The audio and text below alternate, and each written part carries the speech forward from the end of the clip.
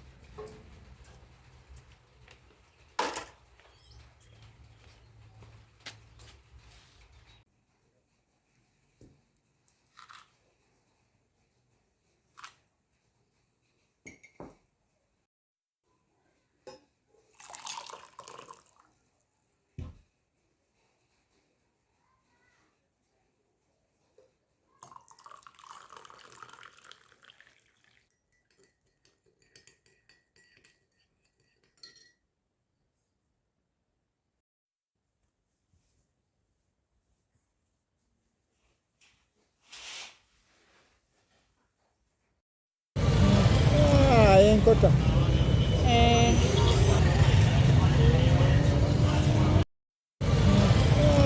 Enkota.